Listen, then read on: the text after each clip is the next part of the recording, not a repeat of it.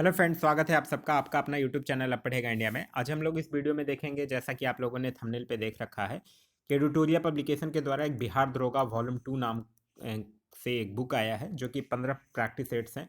ये आपके आगामी बिहार दरोगा परीक्षा 2025 के लिए काफ़ी इंपॉर्टेंट है। ये जो है 2025 का बिहार दरोगा का नोटिफिकेशन ही जस्ट 1800 प्लस वैकेंसी जो है वो आपको मोस्ट प्रॉब्ली इसी मंथ देखने के लिए मिल सकता है। तो आज हम लोग इस वीडियो में देखेंगे यही एडिटोरियल पब्लिकेशन वॉल्यूम 2 का प्रैक्टिस सेट नंबर 15। इसका अगर आप लोगों को पीडीएफ चाहिए तो पीडीएफ के लिए वीडियो के दिए गए डिस्क्रिप्शन लिंक से जाकर टेलीग्राम ग्रुप ज्वाइन कर सकते हैं, या फिर टेलीग्राम में जाकर सर्च कर सकते हैं आप पढ़ेगा इंडिया।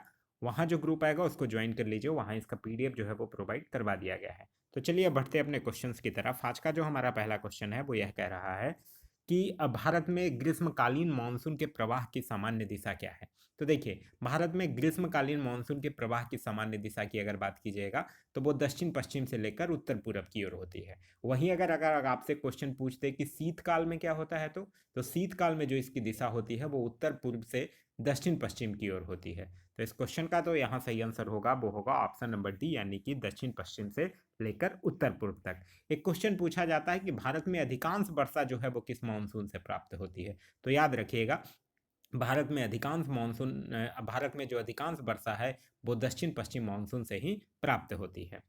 नेक्स्ट क्वेश्चन है क्वेश्चन नंबर सेकंड, कि निम्नलिखित में से किस जिला में धारवाड़ स्तरीय संरचना वाली चट्टानें नहीं पाई जाती है, यह आपसे पूछ रहा है। तो मुंगेर, जमुई, रोहतास और नवादा। तो देखिए, बिहार में अगर बात कीजिएगा तो बिहार में जो धारवाड़ भूस्तरीय रचना वाले जो जिले हैं वो दक्षिण पूर्व बिहार के अंतर्गत आते हैं, जैसे कि मुंगेर जिला हो गया, नवादा हो गया, जमुई हो गया, यह सब जिला आता है। तो इस यहाँ रोहतास जो है वो दक्षिण पश्चिम बिहार का भाग है, ना कि दक्षिण पूरब बिहार का, जहाँ की भूस्तरीय रचना पाई जाती है। तो इस क्वेश्चन का जो सही आंसर होगा वो होगा ऑप्शन नंबर बी, यानी कि रोहतास। नेक्स्ट क्वेश्चन है क्वेश्चन नंबर थर्ड, कि एक साधारण समुद्री आहार श्रृंखला का सही क्रम क्या है, ये आपको बताना है।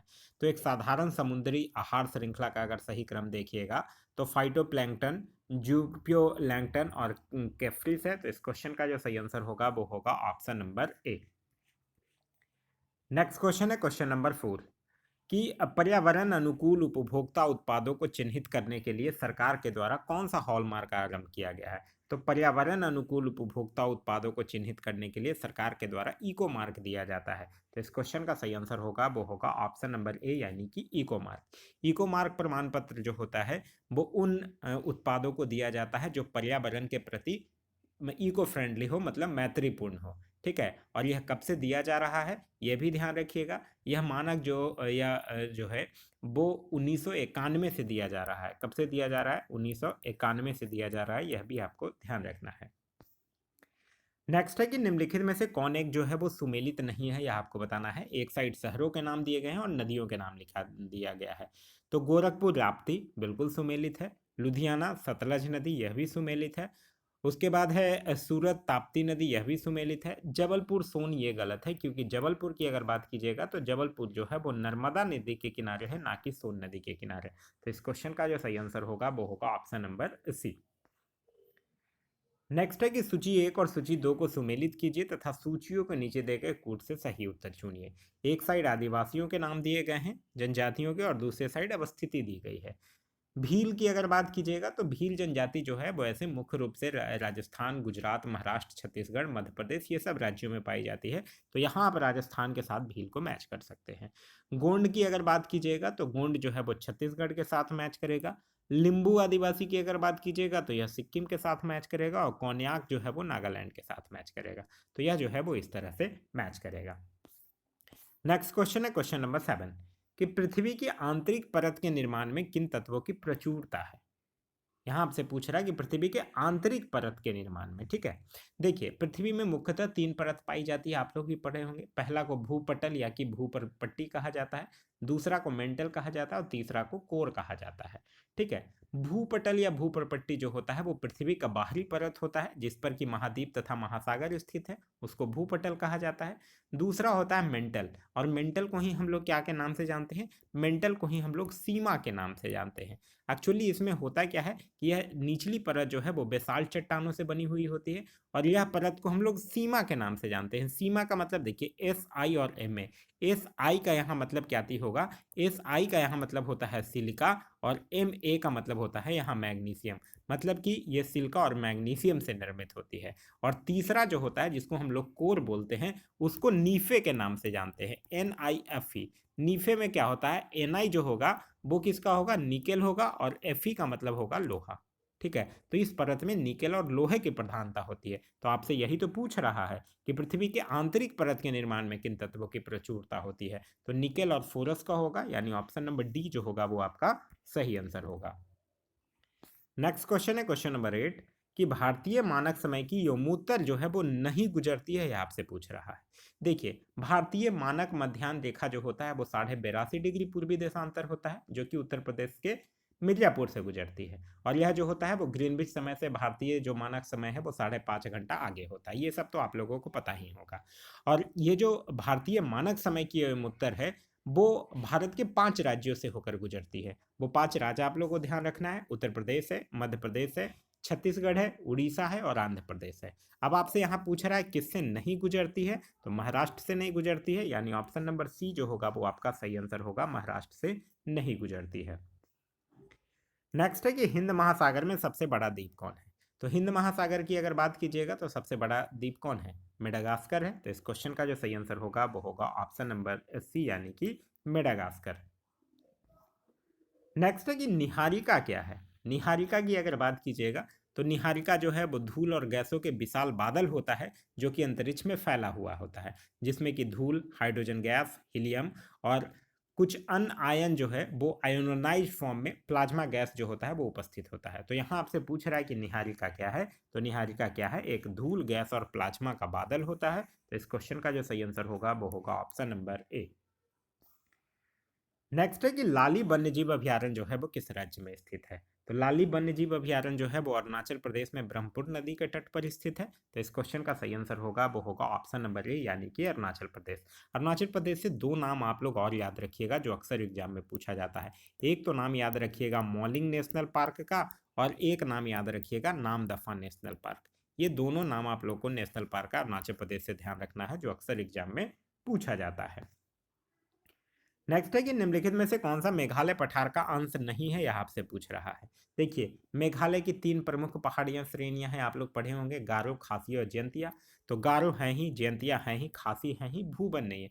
भूबन पहाड़ियां की अगर बात कीजिएगा तो ये आसाम जिले में बराक घाटी में कछार जिले में स्थित है। ठीक है, तो इस क्वेश्चन का जो सही आंसर होगा वो होगा ऑप्शन नंबर ए। भूबन पहाड़ियां जो है वो मेघालय पठार का अंश नहीं है, बल्कि ये असम में बराक घाटी में कछार जिले में स्थित है। आगे है कि निम्नलिखित में से कौन सा युग्म जो है वो सुमेलित है, यह आपको बताना है। एक साइड पहाड़ी श्रृंखलाओं के नाम दिए गए हैं और दूसरे साइड राज्य दिया गया है। यहाँ कौन सुमेलित है यह आपको बताना है। कालरायन पहाड़ियाँ कर्नाटक, ये गलत है। कालरायन पहाड़ियाँ जो है वो कर्नाटक नहीं बल्कि कहाँ है, तमिलनाडु में है, यह आपको ध्यान रखना है। आगे है लुसाई पहाड़ियाँ त्रिपुरा, यह जो है वो लुसाई पहाड़ियाँ जो है वो त्रिपुरा नहीं, यह भी गलत है। लुसाई पहाड़ियाँ जो है वो कहाँ स्थित है, मिजोरम में स्थित है। उसके आगे है अबोर पहाड़ियाँ अरुणाचल प्रदेश, ये सही है। फिर है ग्वालीगढ़ पहाड़ियाँ महाराष्ट्र, यह भी सही है। तो यहाँ पहला गलत है, दूसरा गलत है, तीसरा और चौथा जो है वो सही है। आपसे पूछ रहा है कौन सा सही से मेल ढंग खाता है, तो तीसरा और चौथा, यानी ऑप्शन नंबर सी जो होगा वो आपका सही आंसर होगा। आगे है कि 2011 की जनगणना के अनुसार न्यूनतम जनसंख्या घनत्व के अनुसार राज्यों का आरोही क्रम निम्नलिखित में से कौन है। यहाँ पूछ रहा है न्यूनतम जनसंख्या घनत्व के अनुसार राज्यों का आरोही क्रम बताना है आपको। ठीक है, तो आरोही क्रम में अगर न्यूनतम जनसंख्या घनत्व वाले को देखिएगा तो सबसे पहले हो जाएगा अरुणाचल प्रदेश, फिर हो जाएगा मिजोरम और फिर हो जाएगा सिक्किम। ठीक है, तो इस क्वेश्चन का जो सही आंसर होगा वो होगा option number B, Arunachal Pradesh, Mizoram और सिक्किम। अच्छा, अगर आपसे पूछ ले कि भारत का जनसंख्या घनत्व कितना है, तब तो भारत का जनसंख्या घनत्व है 382। ठीक है, सबसे न्यूनतम किसका है, सबसे न्यूनतम है अरुणाचल प्रदेश का 17। ध्यान रखिएगा। और अगर पूछ दे सबसे ज़्यादा किसका है, तो सबसे ज़्यादा राज्यों में अगर देखा जाए तो सबसे राज्यों में देखा जाए तो बिहार है, और राज्यों और केंद्र शासित प्रदेश में मिला के देखिएगा तब हो जाएगा दिल्ली। तो यहाँ है कितना बिहार का है 1106।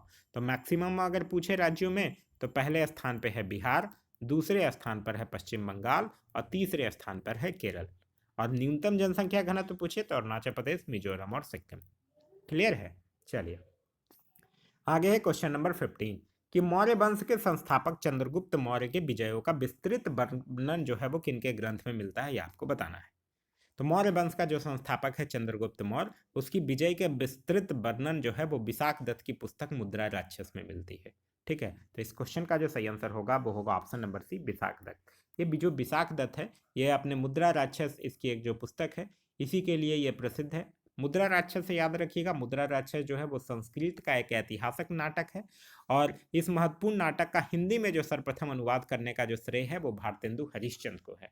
ठीक है, विशाख दत्त की ये जो पुस्तक है मुद्रा राक्षस, इसी मुद्रा राक्षस पुस्तक में चंद्रगुप्त मौर्य के लिए ब्रिसल शब्द का प्रयोग किया गया था। ब्रिसल का मतलब होता है निम्न कुल में पैदा लेने वाला या उत्पन्न। वहीं अगर बात कीजिएगा चंद्रगुप्त मौर्य की, तो ध्यान रखिएगा चंद्रगुप्त मौर्य जो था वो मगध की राजगद्दी पर कब बैठा था, 322 ईसा पूर्व में बैठा था। यह जो था वो जैन धर्म का अनुयायी था, और एक जैनी गुरु थे भद्रबाहु, उन्हीं से इसने जैन धर्म की दीक्षा भी ली थी। फिर इसकी मृत्यु हो जाती है 298 ईसा पूर्व में। कहाँ, श्रवण बेलगोला में उपवास के दौरान इसकी मृत्यु हो जाती है। तो ये सब कुछ तथ्य हैं चंद्रगुप्त मौर्य से जो आपको ध्यान रखना है। आगे है कि जैन धर्म के संबंध में निम्नलिखित कथनों पर विचार कीजिए। कह रहा है कि जैन धर्म के सिद्धांतों का उपदेश देने वाले दिगंबर कहलाते थे, ये गलत है, क्योंकि जैन धर्म के सिद्धांतों का उपदेश देने वाले जो है वो दिगंबर नहीं बल्कि तीर्थंकर कहलाते थे। ठीक है, आप लोग पढ़े भी होंगे कि जैन धर्म में टोटल 24 तीर्थंकर हुए थे। जैसे प्रथम जो थे वो ऋषभ देव थे, द्वितीय जो थे वो अजीतनाथ थे, तृतीय जो थे वो संभव थे, फिर लास्ट में जो 24वें और अंतिम थे वो महावीर स्वामी हुए थे। तो ये तो गलत है, दिगंबर नहीं कहलाते थे, ये कहलाते थे तीर्थंकर कहलाते थे। फिर है कि पार्श्वनाथ जो है वो जैन धर्म के 23वें तीर्थंकर थे, ये बिल्कुल सही है। पार्श्वनाथ जो थे वो जैन धर्म के 23वें तीर्थंकर थे, और फिर 24वें होते हैं महावीर स्वामी। आगे है कि जैन धर्म में अजीतनाथ के बाद संभवनाथ अगले तीर्थंकर हुए। तो हम बताए ही कि प्रथम थे ऋषभ देव, द्वितीय थे अजीतनाथ और तृतीय थे संभवनाथ। तो ये तो बिल्कुल सही है, क्योंकि अजीतनाथ के बाद संभवनाथ ही हुए थे तीसरे तीर्थंकर। तो ये सही है। तो यहाँ पहला गलत है, दूसरा सही है और तीसरा सही है, यानी ऑप्शन नंबर बी जो होगा वो आपका सही आंसर है। जैन धर्म में अगर बात कीजिएगा तो टोटल कितने तीर्थंकर हुए थे, टोटल 24 तीर्थंकर थे। याद रखिएगा 2 जैन संगतियां भी हुई थी। प्रथम हुआ था पाटलिपुत्र में स्थूलभद्र की अध्यक्षता में, और दूसरा हुआ था बल्लभी गुजरात में क्षमाश्रवण की अध्यक्षता में। जैन धर्म के 3 रत्न भी थे, यह भी याद आपको रखना है। त्रिरत्न है जैन धर्म के, सम्यक दर्शन, सम्यक ज्ञान और सम्यक आचरण। ठीक है, और जैन तीर्थंकरों की जो जीवनी है वो भद्रबाहु के द्वारा रचित कल्प सूत्र में दिया गया है। यह भी एक क्वेश्चन जो है वो बिहार दरोगा में पूछा गया है। आगे है क्वेश्चन नंबर 17। क्वेश्चन नंबर 17 कह रहा है कि खिलजी वंश के किस सुल्तान ने शासितों के स्वैच्छिक समर्थन पर आधारित राज्य के सिद्धांत का पालन किया था। तो यह कौन किया था, जलाउद्दीन खिलजी किया था। तो इस क्वेश्चन का जो सही आंसर होगा वो होगा ऑप्शन नंबर बी, यानी कि जलाउद्दीन खिलजी। जलाउद्दीन खिलजी जो था वो खिलजी वंश का संस्थापक था। खिलजी वंश की अगर बात कीजिएगा तो खिलजी वंश का जो शासनकाल था वो 1290 से लेकर कब तक था, 1320 तक था खिलजी वंश का शासन। खिलजी वंश का जो संस्थापक था वो जलाउद्दीन खिलजी था। फिर जलाउद्दीन खिलजी की हत्या कर दी जाती है 1296 में। किसके द्वारा, इसका भतीजा था और साथ ही साथ इसका दामाद था अलाउद्दीन खिलजी, वो इसकी हत्या कर देता है 22 अक्टूबर 1296 को, और यह जो है फिर दिल्ली का सुल्तान बन जाता है। आगे है क्वेश्चन नंबर 18 कि निम्नलिखित में से कौन एक जो है वो हर्षवर्धन की रचना नहीं मानी जाती है, यह आपसे पूछा जा रहा है।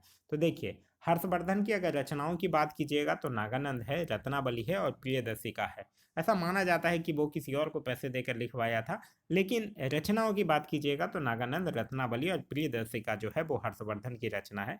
लेकिन कथा साहित्य सागर जो है वो गुणाढ़ की रचना है, ना कि हर्षवर्धन की। तो इस क्वेश्चन का जो सही आंसर होगा वो होगा ऑप्शन नंबर डी।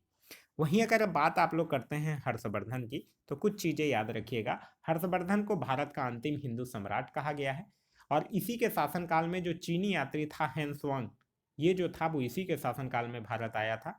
इसको जो है वो शिलादित्य के नाम से भी जाना जाता है और इसने परम भट्टारक नरेश की उपाधि भी धारण किया था। और इसी के समय में प्रयाग में प्रति 5वें वर्ष एक समारोह आयोजित किया जाता था जिसको कि महामोक्ष परिषद भी जो है वो कहा जाता था।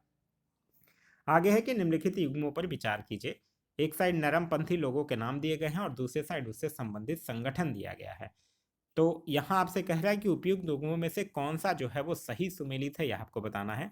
आनंद मोहन बोस इंडियन एसोसिएशन बिल्कुल सही है। आनंद मोहन बोस के द्वारा ही इंडियन एसोसिएशन की स्थापना की, जो बाद में इंडियन लीग का स्थान लिया। और कब किया गया? तो 1876 में किया गया था, सुरेंद्र नाथ बनर्जी और आनंद मोहन बोस के नेतृत्व में। Justice MG. रनाडे की अगर बात कीजिएगा तो महादेव गोविंद रनाडे के द्वारा ही पुणे सार्वजनिक सभा की स्थापना की गई थी 1867 में, तो यह भी सही है। उसके आगे है जी सुब्रमण्यम अय्यर। जी सुब्रमण्यम अय्यर की अगर बात कीजिएगा तो बी राघवाचारी और एम सुब्रमण्यम अय्यर और आनंद चरालू, ये तीनों के द्वारा ही मद्रास महाजन सभा की स्थापना की गई थी 1884 में, तो यह भी बिल्कुल सही है। फिर है फिरोज शाह मेहता।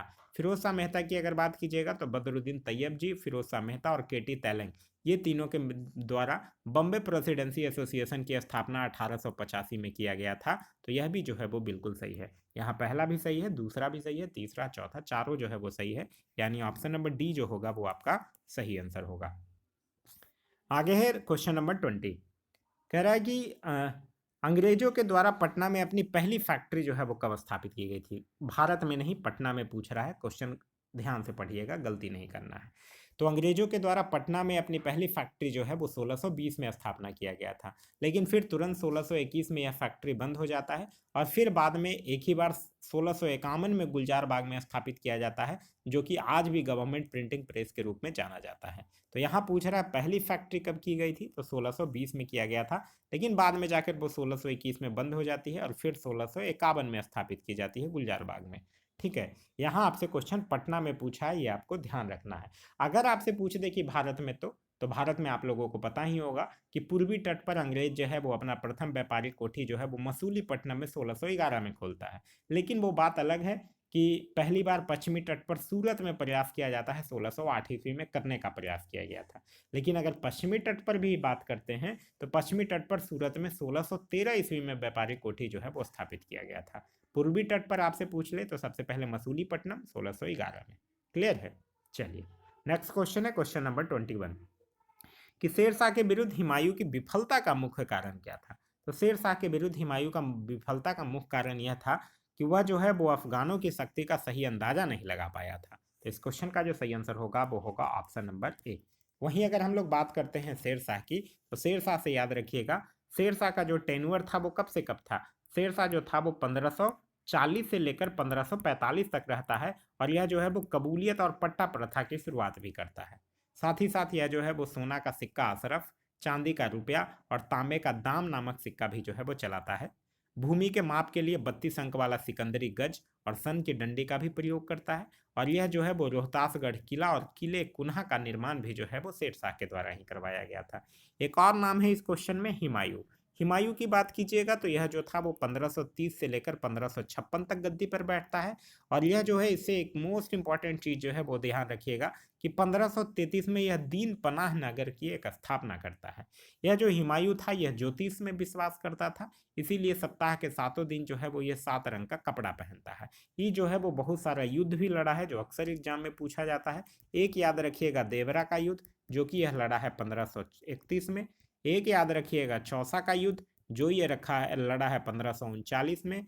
फिर याद रखिएगा बिलग्राम का युद्ध, बिलग्राम का युद्ध ये लड़ा है 1540 में।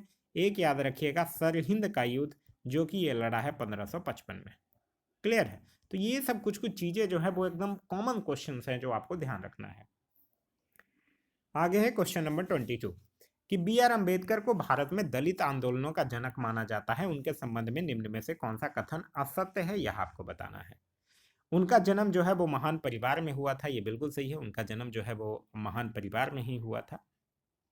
आगे आपसे कह रहा है कि वर्ष 1923 में उन्होंने मंदिर प्रवेश आंदोलन शुरू किया था। ये बात गलत है। 1923 से अगर आपको ध्यान ही रखना है तो यह याद रख सकते हैं कि 1923 में बी आर अम्बेडकर के द्वारा बहिष्कृत हितकारिणी सभा की स्थापना की जाती है। मंदिर प्रवेश आंदोलन की अगर बात करते हैं तो आप लोगों को याद होगा 1927 का जब टाइम था, जब अम्बा देवी मंदिर सत्याग्रह हुआ था, उसमें डॉक्टर अंबेडकर जो थे वो अपने अनुयायियों के साथ अमरावती में जो स्थित है अम्बा देवी मंदिर, उसके धार्मिक परिसर में क्या करते हैं, प्रवेश करने के लिए मार्च निकालते हैं। तो ये तो गलत है। आगे है कि वो हिंदू धर्म में पुरोहितवाद और जातिवाद के खिलाफ थे। ये बिल्कुल सही है। तो इस क्वेश्चन में यहाँ से पूछ रहा है असत्य कौन है, तो ऑप्शन नंबर बी जो होगा वो आपका सही आंसर होगा। नेक्स्ट क्वेश्चन है क्वेश्चन नंबर 23 कि निम्नलिखित में से किस विदेशी को कांग्रेस का 2 बार अध्यक्ष बनने का गौरव प्राप्त है। तो कौन सा 2 बार, कौन विदेशी जो है वो उसको 2 बार अध्यक्ष बनने का गौरव प्राप्त है, तो वो है विलियम बेडरबन। तो इस क्वेश्चन का सही आंसर होगा वो होगा ऑप्शन नंबर ए। विलियम बेडरबन जो है वो सबसे पहले 1889 में बनता है, जो कि 1889 में कहाँ अधिवेशन होता है, बम्बई में अधिवेशन होता है। और फिर दूसरा बार कब बनता है, 1910 में बनता है। और कहाँ होता है ये अधिवेशन, इलाहाबाद में होता है। जॉर्ज यूले की अगर बात कीजिएगा, ठीक है, तो जॉर्ज यूले एक बार बनता है 1888 में, जब इलाहाबाद वाला अधिवेशन होता है।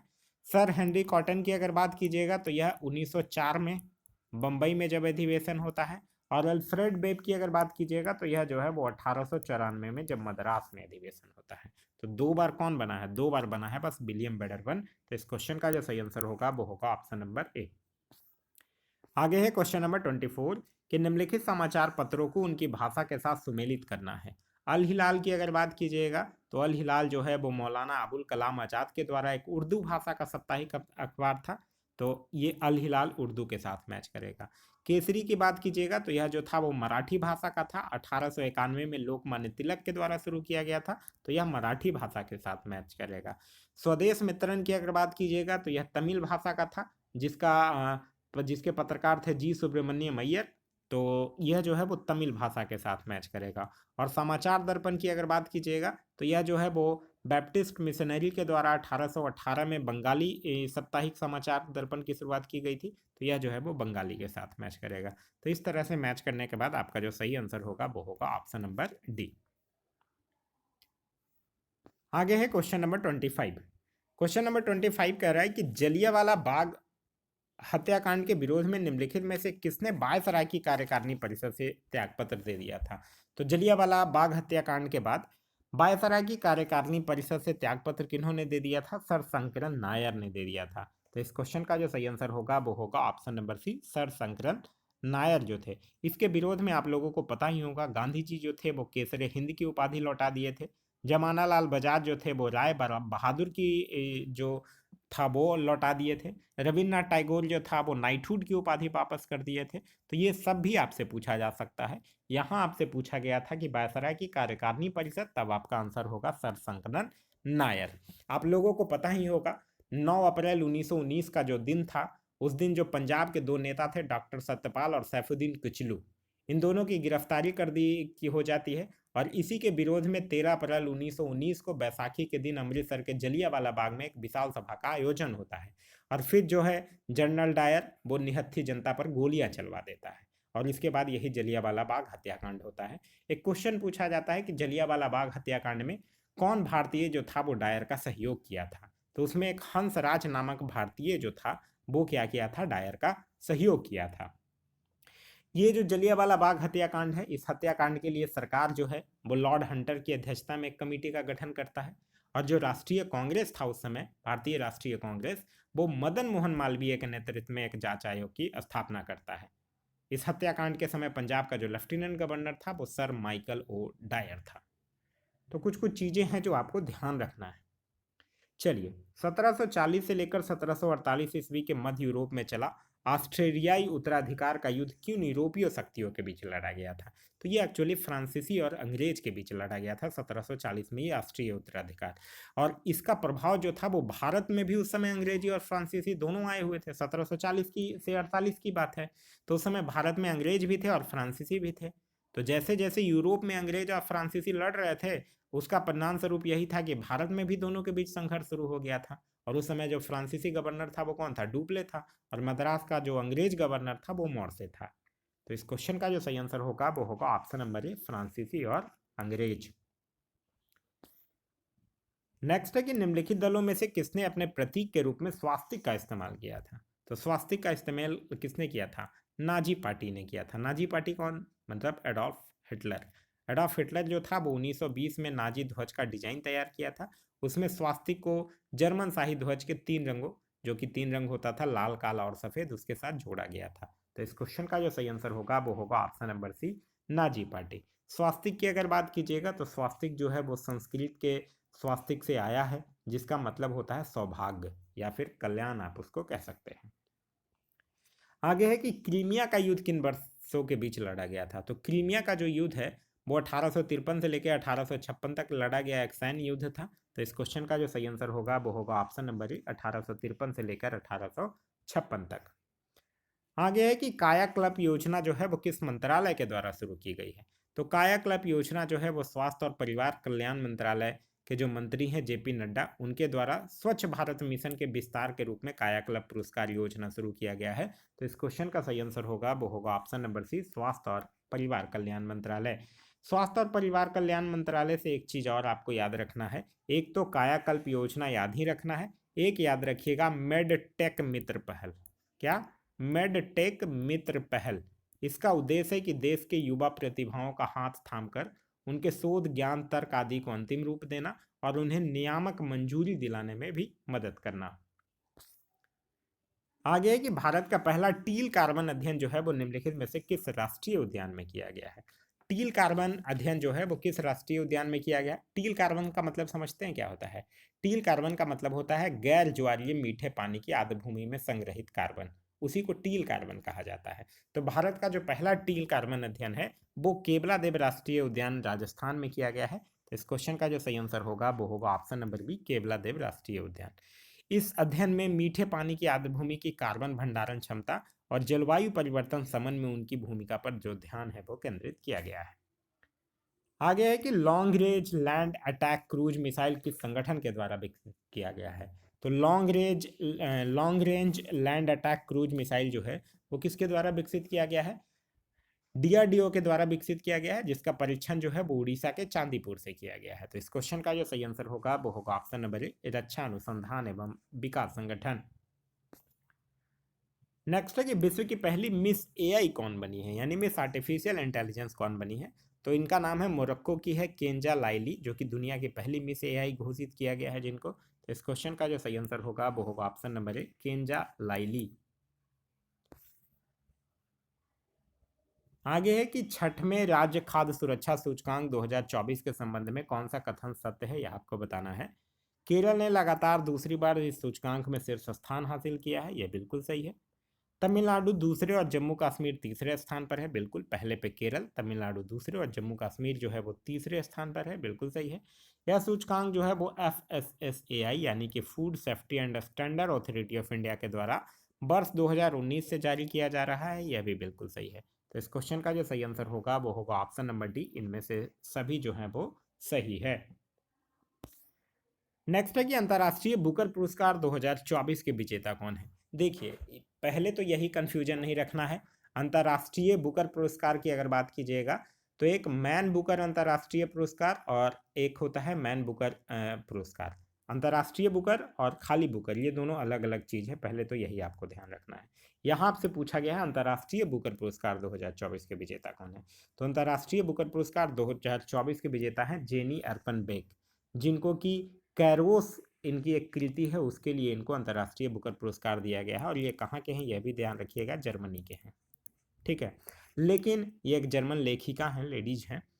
यहाँ अब ये क्वेश्चन 2024 का ना आपसे पूछ के 2025 का पूछा जाएगा, क्योंकि अंतर्राष्ट्रीय बुकर पुरस्कार 2025 का भी जो है वो अनाउंसमेंट हो गया है।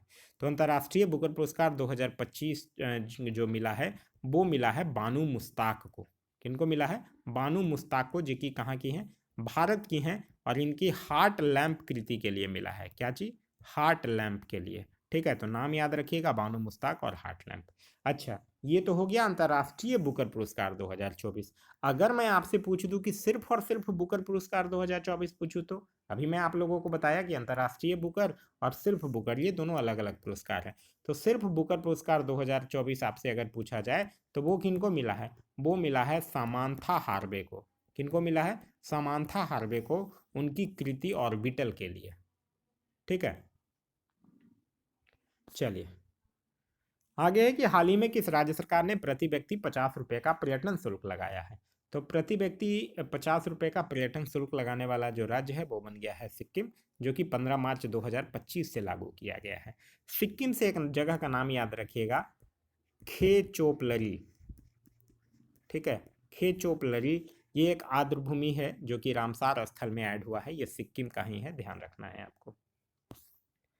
आगे क्वेश्चन है, क्वेश्चन नंबर 36 कि 50वें G7 शिखर सम्मेलन अपूलिया इटली में संपन्न हुआ। ये बिल्कुल सही है। G7 के सदस्य के रूप में भारत भी एक सदस्य देश है, ये गलत बात है।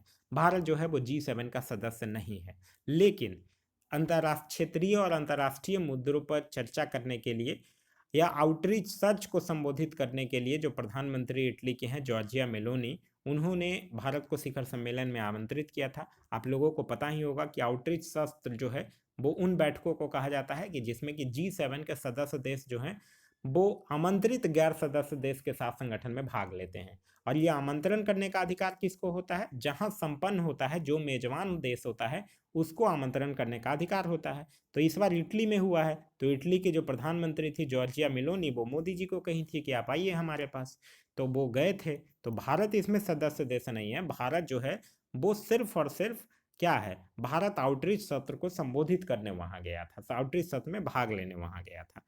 फिर है कि G6 का प्रथम शिखर सम्मेलन 1975 में आयोजित किया गया था। ये बिल्कुल सही है। देखिए पहले ये G6 ही था, बाद में ये G7 हुआ है। ठीक है, 1976 में एक्चुअली कनाडा के शामिल हो जाने के बाद यह जो था वो G6 जो था वो G7 बन गया था, ये आप लोगों को पता ही होगा। तो G7 समूह की स्थापना जो है वो 1973 के ऊर्जा संकट के दौरान आर्थिक और वित्तीय सहयोग के लिए एक मंच के रूप में किया गया था, जिसका पहला शिखर सम्मेलन जो है वो 1975 के फ्रांस में आयोजित किया गया था। ये बिल्कुल सही है। तो यहाँ पहला सही है, दूसरा गलत है और तीसरा सही है। तो इस क्वेश्चन का जो सही आंसर होगा वो होगा ऑप्शन नंबर बी, केवल 1 और 3 जो है वो बिल्कुल सही है। चलिए आगे बढ़िए। आगे है कि माउंट एवरेस्ट पर विजय पाने वाली सबसे उम्रदराज भारतीय महिला कौन है? तो माउंट एवरेस्ट पर जो है विजय पाने वाली सबसे उम्रदराज भारतीय महिला है, उनका नाम है ज्योति रात्रे। तो इस क्वेश्चन का जो सही आंसर होगा वो होगा ऑप्शन नंबर ए, ज्योति रात्रे। ये मध्य प्रदेश की हैं और ये 55 वर्षीय हैं जो कि माउंट एवरेस्ट पर चढ़ी हैं। इससे पहले 53 वर्षीय थी संगीता बहल, वो चढ़ी थी, लेकिन अब उनका रिकॉर्ड टूट गया है। ये ज्योति रात्रे जो हैं वो सबसे उम्रदराज भारतीय महिला बन गई है। अच्छा, एक क्वेश्चन आपसे पूछा दिया जा सकता है कि माउंट एवरेस्ट पर चढ़ने वाली CISF की पहली महिला कौन बनी है? तो अगर CISF की पहली महिला अगर आपसे पूछे तो उनका नाम है गीता समोता। क्या नाम है? गीता समोता। नेक्स्ट है कि अंतरिक्ष में 1000 दिन पूरा करने की उपलब्धि हासिल करने वाला पहला व्यक्ति ओलेंग कोननेको का संबंध जो है वो किस देश से है? तो यह रूसी अंतरिक्ष यात्री हैं। तो इस क्वेश्चन का जो सही आंसर होगा वो होगा ऑप्शन नंबर डी, यानी कि रूस। रूस से एक और चीज करंट का ध्यान रखना है, रूस जो है वो अफगानिस्तान में तालिबान सरकार को आधिकारिक रूप से मान्यता प्रदान करने वाला पहला देश भी जो है वो रूस ही बना है। नेक्स्ट है कि निम्नलिखित में से किस देश ने बैडमिंटन के थॉमस और उबेर कप फाइनल में क्रमशः पुरुष और महिला दोनों वर्गों का खिताब जीता है? तो किसने जीता है? चीन ने जीता है। दोनों जो है वो चीन ही जीता है। थॉमस कप चीन जीता है इंडोनेशिया को हराकर, और उबेर कप भी चीन जीता है इंडोनेशिया को ही हराकर। तो इस क्वेश्चन का जो सही आंसर होगा वो होगा ऑप्शन नंबर सी, यानी कि चाइना।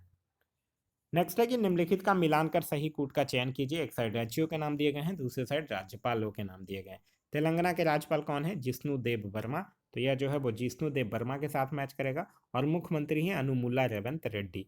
सिक्किम के राज्यपाल की बात कीजिएगा तो वो हैं ओम प्रकाश माथुर, और यहाँ के मुख्यमंत्री हैं प्रेम सिंह तमांग। झारखंड की बात कीजिएगा तो यहाँ के गवर्नर हैं संतोष कुमार गंगवार, और यहाँ के मुख्यमंत्री का नाम है हेमंत सोरेन। छत्तीसगढ़ के गवर्नर की बात कीजिएगा तो रमेन डेका, और छत्तीसगढ़ के मुख्यमंत्री हैं विष्णुदेव साय। क्लियर है? चलिए आगे है, एक साइड महोत्सव है और दूसरी साइड राज्यों के नाम दिए गए हैं। बेहदीन अखलम महोत्सव की अगर बात कीजिएगा तो यह मेघालय के साथ मैच करेगा। लोंगटे महोत्सव जो है वो अरुणाचल प्रदेश के साथ मैच करेगा। एक नाम और याद रखिएगा लोंगटे के साथ साथ, नयोकुम यूलो उत्सव जो है वो भी अरुणाचल प्रदेश में मनाया गया है, ध्यान रखिएगा। फुलदेई महोत्सव की बात कीजिएगा तो यह जो है वो उत्तराखंड के साथ मैच करेगा। उत्तराखंड से और नाम याद रखिएगा, एक नाम याद रखिएगा पुष्कर कुंभ, और दूसरा नाम याद रखिएगा रम्मान उत्सव। ये दोनों भी जो है वो उत्तराखंड में ही मनाया गया है। और नुआखाई महोत्सव उड़ीसा के साथ जो है वो मैच करेगा। चलिए आगे है पंचामृत योजना, जिसका उद्देश्य गन्ने की खेती में नई तकनीक का प्रयोग करना है, किस राज्य सरकार के द्वारा शुरू की गई है? तो यह जो है वो उत्तर प्रदेश सरकार के द्वारा शुरू किया गया है। तो इस क्वेश्चन का सही आंसर होगा वो होगा option number B, Uttar Pradesh. Uttar Pradesh की और भी योजना याद रखिएगा, ये तो पंचामृत हो ही गया। नंद बाबा दुग्ध मिशन योजना है, मुख्यमंत्री कन्या सुमंगला योजना है, डिजिटल डॉक्टर क्लिनिक योजना है, बफर में सफर योजना है, मुख्यमंत्री युवा उद्यमी विकास अभियान योजना है। यह सब योजना जो है वो उत्तर प्रदेश सरकार के द्वारा ही चलाई जा रही है। किस देश ने अंतरिक्ष मैत्री मिशन के अंतर्गत इसरो की वाणिज्यिक शाखा न्यू स्पेस इंडिया लिमिटेड के साथ $18 मिलियन के साथ समझौते पर हस्ताक्षर किया है? तो यह किस देश ने अंतरिक्ष मैत्री मिशन के अंतर्गत इसरो के साथ किया है? तो ऑस्ट्रेलिया का। तो इस क्वेश्चन का सही आंसर होगा वो होगा ऑप्शन नंबर बी, ऑस्ट्रेलिया। इस समझौते के अनुसार जो है वो ऑस्ट्रेलिया की स्पेस मशीन्स कंपनी का दूसरा जो ऑप्टिमस अंतरिक्ष यान है वो इसरो के जो SSLV होता है, लघु उपग्रह प्रक्षेपण यान, इसी से प्रक्षेपित किया जाएगा। इसी बात की डील है। आगे है कि निम्न कथनों पर विचार कीजिए। स्पेन जो है वो अंतर्राष्ट्रीय सौर गठबंधन में पूर्ण सदस्य के रूप में शामिल होने वाला 100वां देश बन गया है। ये गलत है। स्पेन जो है वो 100वां देश नहीं बना था, स्पेन 99वां देश बना था। 100वां देश अगर आपसे पूछे तो 100वां देश था पराग्वे। 101वां पूछे तो वो था नेपाल। 102वां पूछे तो वो था एंटीगुआ। 103 पूछे तो वो था सीरिया, ऐसे कर करके था। ठीक है, 104 था आर्मेनिया, 105 था मोल्डोवा, ये ऐसे था। अभी आप लोगों को 100वां की अगर बात कीजिएगा तो 100वां याद रखिएगा, 100वां है पराग्वे। और 123वां याद रखिएगा, 123वां है अंगोला। ठीक है, फिर अंतर्राष्ट्रीय सौर गठबंधन की स्थापना COP15 के दौरान की गई थी, ये बिल्कुल गलत है। COP15 नहीं बल्कि जब COP21 हुआ था, 2015 में हुआ था, यहाँ कन्फ्यूजन नहीं होना है। पेरिस में 2015 में हुआ था COP21।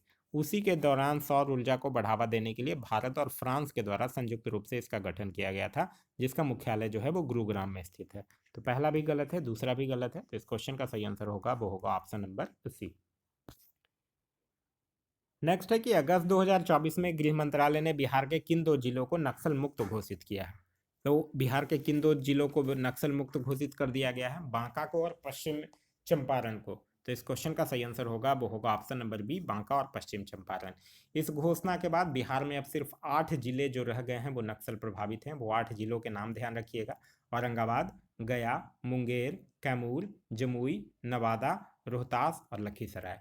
ये जो 8 जिला है यही जो है वो अब बिहार में नक्सल प्रभावित जिला है। आगे है कि हाल ही में किस भारतीय महिला को सशस्त्र बल चिकित्सा सेवा का महानिदेशक नियुक्त किया गया है? तो सशस्त्र बल का भारतीय महिला को किसको चुना गया है महानिदेशक? उनका नाम है आरती सरीन। तो इस क्वेश्चन का सही आंसर होगा वो होगा ऑप्शन नंबर ए, आरती सरीन। और भी बहुत से महिलाओं के क्षेत्र में अक्सर क्वेश्चन पूछा जाता है, याद रखिएगा। एक है काम्या कार्तिकेयन, जो कि 7 महाद्वीप की सबसे ऊंची चोटी फतह करने वाले सबसे कम उम्र की महिला बनी है। एक है अनामिका राजीव, जो कि भारतीय नौसेना की पहली महिला हेलीकॉप्टर पायलट बनी है। एक है मानवी मधु कश्यप, जो कि देश की पहली ट्रांसजेंडर दरोगा बनी है, यही बिहार की थी। उसके बाद है एक थी अवनी लखेरा, जो कि पैरालंपिक में 2 स्वर्ण पदक जीतने वाली पहली महिला बनी है। तो ऐसे कर करके महिलाओं से क्वेश्चन अक्सर पूछा जाता है, तो ध्यान रखना है। आगे है कि भारत के राष्ट्रपति के चुनाव मंडल में कौन कौन सम्मिलित होते हैं, आपको बताना है। तो देखिए, भारत का जो राष्ट्रपति का जो निर्वाचन होता है वो एक निर्वाचक मंडल के द्वारा किया जाता है, जिसमें कि संसद के दोनों सदन यानी कि लोकसभा और राज्यसभा के निर्वाचित सदस्य और राज्य विधानसभा के निर्वाचित सदस्य जो है वो सम्मिलित होते हैं। तो इस क्वेश्चन का सही आंसर होगा वो होगा ऑप्शन नंबर डी, संसद के दोनों सदनों के सभी निर्वाचित सदस्य एवं राज्य विधानसभाओं के सभी निर्वाचित सदस्य। राष्ट्रपति की अगर बात कीजिएगा तो राष्ट्रपति का जो निर्वाचन होता है वो समानुपातिक प्रतिनिधित्व प्रणाली के तीसरे स्वरूप एकल संक्रमणीय मध्य पद्धति के द्वारा होता है। और राष्ट्रपति पद के उम्मीदवार के लिए निर्वाचक मंडल के 50 सदस्य प्रस्तावक और 50 सदस्य जो हैं वो अनुमोदक होते हैं। और राष्ट्रपति के निर्वाचन से संबंधित विवादों का निपटारा जो है वो सिर्फ और सिर्फ उच्चतम न्यायालय के द्वारा किया जाता है। आगे है क्वेश्चन नंबर 48 कि निम्न में से कौन सा विकेंद्रीकरण का वैशिष्ट्य नहीं है, यह आपको बताना है। तो स्थानीय समुदायों में आत्मविश्वास को नहीं जगाना, यह जो है वो विकेंद्रीकरण का वैशिष्ट्य नहीं है, क्योंकि विकेंद्रीकरण का मतलब क्या होता है कि स्वायत्तता तथा भागीदारी को अधिक लोगों तक पहुंचाना। तो इस क्वेश्चन का जो सही आंसर होगा वो होगा option number C. Next question है क्वेश्चन नंबर 49 कि कटौती प्रस्ताव का उद्देश्य क्या होता है। देखिए, यदि जो है वो सरकार सदस्य जो है वो सरकार की ढांचागत नीतियों से संतुष्ट नहीं है और बजट में मंत्रालयों को दिए जा रहे अनुदानों से किसी प्रकार असंतुष्ट है, तो वो यह प्रस्ताव सदन में पेश कर सकता है। तो इसी को बोला जाता है कटौती प्रस्ताव, जो कि बजट प्रस्ताव के खर्च में कमी का प्रस्ताव प्रस्तुत करना है। यह प्रस्ताव जो है वो विपक्षी पार्टी की ओर से सदन में रखा जा सकता है। तो इस क्वेश्चन का जो सही आंसर होगा वो होगा ऑप्शन नंबर सी।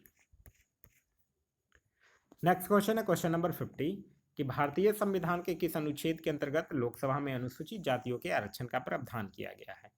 तो भारतीय संविधान के किस अनुच्छेद के अंतर्गत किया गया है, यह किया गया है अनुच्छेद 330 के अंतर्गत। तो इस क्वेश्चन का जो सही आंसर होगा वो होगा ऑप्शन नंबर ए, अनुच्छेद 330 के अंतर्गत लोकसभा में अनुसूचित जातियों के आरक्षण का प्रावधान किया गया है।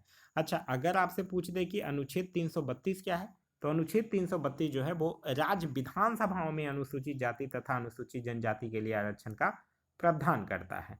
अनुच्छेद 331 की बात कीजिएगा तो अनुच्छेद 331 है कि आंग्ल भारतीय समुदाय के लोगों को राष्ट्रपति के द्वारा लोकसभा में मनोनयन, लेकिन 104वां संविधान संशोधन के द्वारा इसको समाप्त कर दिया गया है, यह भी ध्यान रखना है। और अनुच्छेद 333 की अगर बात कीजिएगा तो अनुच्छेद 333 में आंग्ल भारतीय समुदाय के लोगों का विधानसभाओं में मनोनयन। क्लियर है। आगे है कि भारत में ब्लॉक स्तर पर बनी पंचायत समिति केवल है। तो देखिए, 3 है त्रिस्तरीय पंचायत समिति की हमारे यहाँ बात कही गई है, और इसमें आपसे कह रहा है कि ब्लॉक स्तर पर बनी जो पंचायत समिति है वो केवल क्या है, तो वो केवल प्रशासनिक अधिकारी होते हैं जो ब्लॉक स्तर पर बने हुए होते हैं। तो इस क्वेश्चन का जो सही आंसर होगा वो होगा ऑप्शन नंबर डी, यानी कि एक प्रशासनिक पदाधिकारी। ठीक है, आप लोग पढ़े होंगे 73वां संविधान संशोधन। 73वां संविधान संशोधन के द्वारा ही पंचायती राज के त्रिस्तरीय ढांचा का प्रावधान किया गया है, जिसमें कि ग्राम स्तर पर ग्राम पंचायत, प्रखंड स्तर पर पंचायत समिति और जिला स्तर पर जिला परिषद के गठन की व्यवस्था जो है वो किया गया है, जिसमें कि प्रत्येक स्तर पर 1/3 स्थानों पर महिलाओं के लिए आरक्षण की व्यवस्था भी जो है वो की गई है। नेक्स्ट है क्वेश्चन नंबर 52 कि केंद्र शासित प्रदेश के मुख्यमंत्री जहां पर इस तरह का प्रावधान है किसके द्वारा नियुक्त किए जाते हैं। तो अभी तक 2 जगह, वर्तमान में दिल्ली और पुडुचेरी, 2 ऐसा केंद्र शासित प्रदेश है जहां की मुख्यमंत्री का पद जो है वो सृजित है, और किसके द्वारा नियुक्त किए जाते हैं। अब बट ऑब्वियस वाली बात है कि राष्ट्रपति के द्वारा नियुक्त किए जाएंगे। तो इस क्वेश्चन का जो सही आंसर होगा वो होगा ऑप्शन नंबर ए, यानी कि राष्ट्रपति के द्वारा। आगे है कि भारत के संसद का व्यय जो है वो किसके द्वारा नियंत्रित किया जाता है। तो भारत के संसद का व्यय जो है वो भारत के नियंत्रक एवं महालेखक परीक्षक, जिनको कि हम लोग सीएजी के नाम से जानते हैं। तो इस क्वेश्चन का सही आंसर होगा वो होगा ऑप्शन नंबर डी, नियंत्रक एवं महालेखक परीक्षक। नियंत्रक एवं महालेखक परीक्षक का उल्लेख जो है वो अनुच्छेद 148 में किया गया है, यह भी ध्यान रखिएगा। और ये अपना वार्षिक रिपोर्ट जो है वो किसको सौंपते हैं, राष्ट्रपति को सौंपते हैं, यह भी आपको ध्यान रखना है। नियंत्रक एवं महालेखक परीक्षक की नियुक्ति भी जो है वो राष्ट्रपति के द्वारा ही किया जाता है। इनकी पदावधि है या तो वो 6 वर्ष हो या फिर 65 वर्ष की आयु, जो ये पहले प्राप्त कर लें। इनकी एक चीज इनके साथ कंडीशन क्या है कि ये सेवानिवृत्ति के पश्चात भारत सरकार के अधीन कोई भी पद जो है वो धारण नहीं कर सकते हैं। ये जो नियंत्रक एवं महालेखक परीक्षक होता है, यह संसद की लोक लेखा समिति के गाइड, मित्र और मार्गदर्शक के रूप में भी कार्य करता है। नेक्स्ट क्वेश्चन है क्वेश्चन नंबर 54 कि मौलिक अधिकारों की सूची में से संपत्ति का अधिकार यानी राइट ऑफ प्रॉपर्टी किसके शासनकाल में निकाल दिया गया था। तो आप लोगों को ये तो बड़े अच्छे से याद होगा कि 44वां संविधान संशोधन के द्वारा निकाला गया है। 44वां संविधान संशोधन हुआ कब था, 1978 में, जिसमें कि संपत्ति के अधिकार को हटा दिया गया था। तो अब 1978 में किसका शासनकाल था, मोरारजी देसाई का शासनकाल था, क्योंकि मोरारजी देसाई का शासनकाल 1977 से लेकर 1979 तक था। तो इस क्वेश्चन का सही आंसर होगा वो होगा ऑप्शन नंबर डी, यानी कि मोरारजी देसाई। मौलिक अधिकार की बात जैसे ही आपके दिमाग में आती है, मौलिक अधिकार का नाम सुनते ही आपके दिमाग में आ जाना चाहिए संयुक्त राज्य अमेरिका, भाग 3, अनुच्छेद 12 से लेकर 35 तक, जिसमें कि अनुच्छेद 14 से 18 कहता है समानता का अधिकार, 19 से 22 कहता है स्वतंत्रता का अधिकार, अनुच्छेद 23 और 24 जो है वो कहता है शोषण के विरुद्ध अधिकार, अनुच्छेद 25 से लेकर अनुच्छेद 28 तक कहता है धार्मिक स्वतंत्रता का अधिकार, अनुच्छेद 29 और 30 कहता है संस्कृति और शिक्षा संबंधी अधिकार, और अनुच्छेद 32 तो है ही संवैधानिक उपचारों का अधिकार। क्लियर है? चलिए आगे है क्वेश्चन नंबर 55।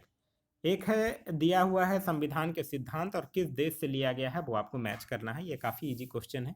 नीति निदेशक तत्व की अगर बात कीजिएगा तो आयरलैंड के संविधान से, मौलिक अधिकार अमेरिका के संविधान से, समवर्ती सूची का प्रावधान जो है वो ऑस्ट्रेलिया के से, और भारत राज्यों का संघ जिसमें केंद्र को अधिक शक्ति प्रदान की गई है ये जो है वो कनाडा से लिया गया है। तो इस तरह से मैच कर लीजिएगा। चलिए नेक्स्ट क्वेश्चन है क्वेश्चन नंबर 56 कि भारत के संविधान की प्रस्तावना में निम्नलिखित में से किस एक को पहले मुख्य रूप से सम्मिलित नहीं किया गया था।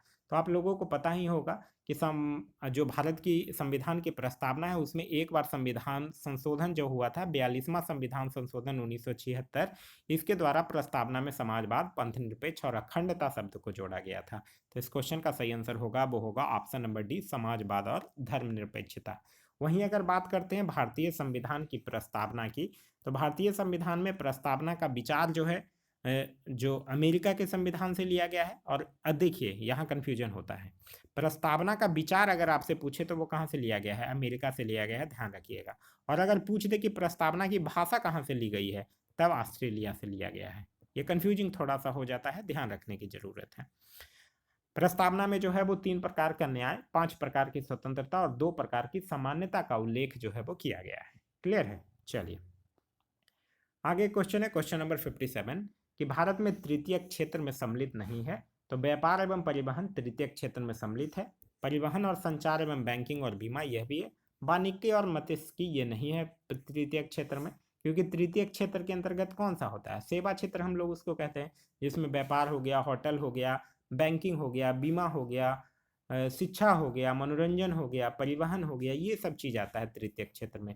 वानिकी और मत्स्यिकी नहीं आता है, यानी यहाँ पहला सही है, दूसरा सही है और तीसरा गलत है, यानी ऑप्शन नंबर डी जो होगा वो आपका सही आंसर है। कौन सम्मिलित नहीं है, तो सिर्फ 3 जो है वो सम्मिलित नहीं है। चलिए आगे क्वेश्चन है क्वेश्चन नंबर 58। कह रहा है कि भारत में नगरीय क्षेत्रों में बीपीएल परिवारों की पहचान के लिए निम्नलिखित में से कौन सी समिति की गठन की गई थी। तो यह किया गया था हासिम समिति। तो इस क्वेश्चन का सही आंसर होगा वो होगा ऑप्शन नंबर डी। नेक्स्ट है कि भारत सरकार की राजकोषीय नीति का निम्न में से कौन सा एक उद्देश्य नहीं है, यह आपको बताना है। तो राजकोषीय नीति का पूर्ण रोजगार है, मूल स्थिरता है, अंतरराज्यीय व्यापार का नियमन नहीं है। तो इस क्वेश्चन का जो सही आंसर होगा वो होगा option number C. Next question है क्वेश्चन नंबर 60। शायद अब ये टाइम वीडियो ज़्यादा मैं एक्सप्लेन कर रहा हूँ, ज़्यादा वीडियो का टाइम खींच रहा है। चलिए भारत में औद्योगिक क्षेत्र की उपलब्धि को मापने के लिए निम्न में से कौन सी संस्था जो है वो औद्योगिक उत्पादन के सूचकांक को जारी करता है। तो यह जारी करता है केंद्रीय सांख्यिकी कार्यालय यानी CSO। तो इस क्वेश्चन का जो सही आंसर होगा वो होगा ऑप्शन नंबर सी। नेक्स्ट है नेक्स्ट क्वेश्चन नंबर है 61 कि निम्नलिखित युग्मों में से कौन सा सही सुमेलित नहीं है, यह आपको बताना है। औद्योगिक वित्त सिडबी सुमेलित है, ग्रामीण बुनियादी ढांचे का विकास भारत निर्माण सुमेलित है, ग्रामीण साख नाबार्ड सुमेलित है, ग्रामीण रोजगार SJSRY ये गलत है। SJSRY का फुल फॉर्म होता है स्वर्ण जयंती शहरी रोजगार योजना। तो यहाँ ग्रामीण रोजगार नहीं हो सकता है, यहाँ शहरी रोजगार होगा। ठीक है, तो जो कि 1997 में प्रारंभ किया गया था, यह भी आपको ध्यान रखना है। तो इस क्वेश्चन का सही आंसर होगा वो होगा option number D. Next question है क्वेश्चन नंबर 62 कि छठी पंचवर्षीय योजना के दौरान निम्नलिखित में से कौन सा कार्यक्रम शुरू किया गया था। छठी पंचवर्षीय योजना की अगर बात कीजिएगा तो कब से कब तक, 1980 से लेकर 1985 तक, जिसका उद्देश्य था गरीबी उन्मूलन और रोजगार में वृद्धि। यहाँ पूछ रहा निम्नलिखित में से कौन सा कार्यक्रम शुरू किया गया था। तो किया गया था एकीकृत ग्रामीण विकास कार्यक्रम। तो इस क्वेश्चन का सही आंसर होगा वो होगा ऑप्शन नंबर ए। एक चीज और याद रखिएगा, क्वेश्चन पूछा जाता है नाबार्ड की स्थापना कौन से पंचवर्षीय योजना में हुआ था। तो नाबार्ड की स्थापना हुई थी 1982 में, यानी कि यह भी आ जाएगा छठी पंचवर्षीय योजना में ही। आगे है क्वेश्चन नंबर 63 कि निम्नलिखित में से कौन सा पादपों के लिए सूक्ष्म पोषक तत्व नहीं है। यहाँ पूछ रहा है आपसे कि सूक्ष्म पोषक तत्व यानी न्यूनतम मात्रा में आवश्यक। तो यहाँ न्यूनतम मात्रा में आवश्यक नहीं है आपसे पूछ रहा है, यानी कि मैक्सिमम ज़्यादा मात्रा में यानी पर्याप्त मात्रा में आवश्यक आपसे पूछ रहा है। तो वो कौन होता है, मैग्नीशियम होता है। तो इस क्वेश्चन का जो सही आंसर होगा वो होगा ऑप्शन नंबर सी, यानी कि मैग्नीशियम। नेक्स्ट क्वेश्चन है क्वेश्चन नंबर 64 कि तात्विक क्लोरीन के दो समस्थानिक कौन कौन से होते हैं। तो तात्विक क्लोरीन के दो समस्थानिक होता है, एक पहला होता है क्लोरीन 35 जिसमें कि 17 प्रोटॉन और 18 न्यूट्रॉन होता है, और दूसरा होता है क्लोरीन 37 जिसमें कि 17 प्रोटॉन और 20 न्यूट्रॉन होता है। तो इस क्वेश्चन का जो सही आंसर होगा वो होगा ऑप्शन नंबर डी। आगे है कि जंतु कोशिकाओं में कौन सा अंगक जो है वो बाहरी पदार्थों का पाचन कर सकता है। तो वो कौन कर सकता है, वो कर सकता है लाइसोसोम, जिसको कि हम लोग पाचक थैली भी कहा जाता है, क्योंकि ये कोशिका के अंदर और बाहर दोनों से आने वाले पदार्थों को पचाने में मदद करता है। तो इस क्वेश्चन का जो सही आंसर होगा वो होगा ऑप्शन नंबर बी यानी कि लाइसोसोम। नेक्स्ट है कि निम्नलिखित में से किसका उपयोग कागज के विरंजन में किया जाता है। कागज के विरंजन कहने का मतलब है कि इसमें जो मतलब ब्लीचिंग एजेंट होता है, तो क्लोराइड जो होता है वो कागज उत्पादन में व्यापक रूप से इस्तेमाल किया जाने वाला एक ब्लीचिंग एजेंट है, जो कि लुगदी से रंग को प्रभावी ढंग से हटाकर सफेद चमत्कार उत्पाद बनाता है। तो इस क्वेश्चन का जो सही आंसर होगा वो होगा ऑप्शन नंबर ए यानी कि क्लोराइड। आगे है एक्सरे का उपयोग किया जाता है। तो किसी मशीन के दो धात्विक भागों के बीच वेल्डेड जोड़े का निरीक्षण करने के लिए एक्सरे का उपयोग किया जाता है, ये बिल्कुल सही है। और क्रिस्टलों की संरचना का अध्ययन करने के लिए भी किया जाता है, यह भी बिल्कुल सही है। तो इस क्वेश्चन का जो सही आंसर होगा वो होगा ऑप्शन नंबर सी, यहाँ एक और दो दोनों सही है। नेक्स्ट है कि ओजोन छिद्र एक छिद्र है। तो ओजोन छिद्र एक क्षेत्र जो है वो आर्कटिक के ऊपर स्थित है, जो कि मुख्य रूप से CFC यानी क्लोरोफ्लोरोकार्बन गैसों के कारण होता है। तो इस क्वेश्चन का जो सही आंसर होगा वो होगा ऑप्शन नंबर ए। नेक्स्ट है क्वेश्चन नंबर 69 कि हवा से पानी में जाते समय प्रकाश के लिए निम्नलिखित में से कौन सा कथन सत्य है।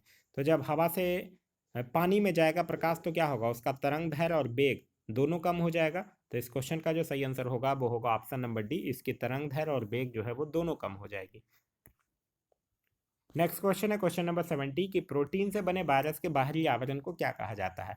तो वायरस जिससे कि बिलियन के रूप में भी जाना जाता है, वो एक सुरक्षात्मक प्रोटीन संरचना होता है जिसको कि कैप्सिड कहा जाता है। तो इस क्वेश्चन का जो सही आंसर होगा वो होगा option number A. Next question है क्वेश्चन नंबर 71 कि मनुष्यों में श्वास लेने की प्रक्रिया में निम्नलिखित में से कौन शामिल है। तंत्रिका तंत्र शामिल है, डायफ्राम शामिल है, पसलियों की मांसपेशियां भी शामिल है। तो इस क्वेश्चन का जो सही आंसर होगा वो होगा ऑप्शन नंबर डी यानी उपयुक्त सभी जो है वो शामिल है। आगे है अनुवांशिक कोड द्वारा कितने अलग अलग प्रकार के अमीनो एसिड निर्दिष्ट किए जाते हैं।